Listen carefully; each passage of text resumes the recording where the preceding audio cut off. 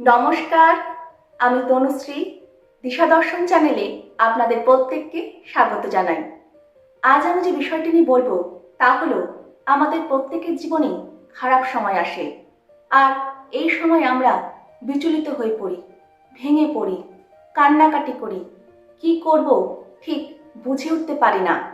কিন্তু এই খারাপ সময় কি করে নিজের মাথাকে শান্ত রেখে ধৈর্য ধরে এই সময়কে পার করতে হবে, আমার আজকের আলোচনা এই বিষয়ে।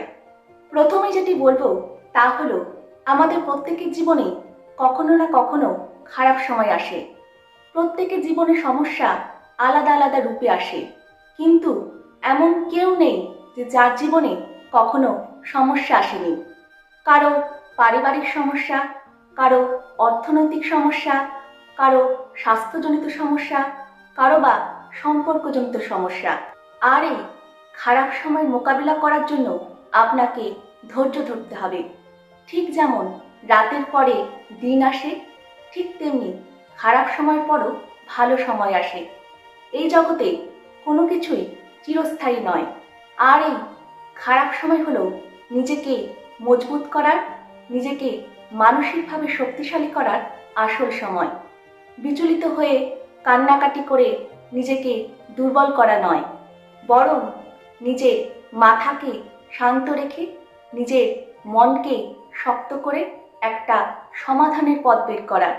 ঠিক একটা না একটা উপায় বেরিয়ে যাবে, কারণ সমস্যা থাকলে তার সমাধানও থাকবে।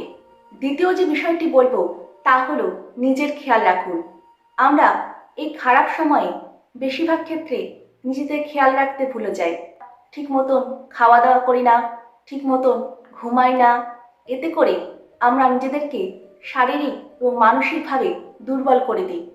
অথচ এই খারাপ সময়ে সবার আগে আপনাকে নিজেকে সুস্থ থাকতে হবে, তবেই আপনি এই বিপদের সঙ্গে মোকাবিলা করতে পারবেন। তৃতীয় যে বিষয়টি বলবো তা হলো সবসময় নিজেকে পজিটিভ রাখুন। আমি পারবো না, আমার দ্বারা সম্ভব নয়, এই কথাগুলি বলবেন না, বরং নিজেকে সবসময় মোটিভেট রাখুন। ভালো বই পড়ুন, ভালো ভিডিও দেখুন, এতে করে আপনার মানসিক শক্তি অনেকখানি বেড়ে যাবে। আপনি আপনার কাজটুকু মন দিয়ে করে যান, ভালো সময় আপনার কাছে নিশ্চয়ই আসবে। চতুর্থ যে বিষয়টি বলবো তা হলো এই সময় আপনি মানুষ চিনতে পারবেন। খারাপ সময় দেখবেন বেশিরভাগ লোক আপনার পেছন থেকে সরে গেছে। একমাত্র আপনার যারা প্রকৃত বন্ধু তারাই আপনার সঙ্গে থেকে যাবে। সবশেষে একটাই কথা বলবো, খারাপ সময় সবার জীবনেই আসে, কিন্তু আপনি তার সাথে কি করে মোকাবিলা করছেন সেটাই হলো আসল কথা। খারাপ সময় জীবনে আসে আপনাকে ভেঙে ফেলার জন্য নয়, বরং কিছু শিক্ষা দিয়ে আপনাকে মানসিকভাবে শক্তিশালী করে প্রকৃত হিরেতে পরিণত করার জন্য। আশা করি আমার আজকের এই পরামর্শগুলি আপনাদের কাজে লাগবে। ভিডিওটি ভালো লাগলে ভিডিওটিকে একটি লাইক করবেন, একটি শেয়ার করবেন এবং চ্যানেলটিকে সাবস্ক্রাইব করে দিশা দর্শন চ্যানেলের পাশে থাকবেন। সকলে ভালো থাকবেন, সুস্থ থাকবেন।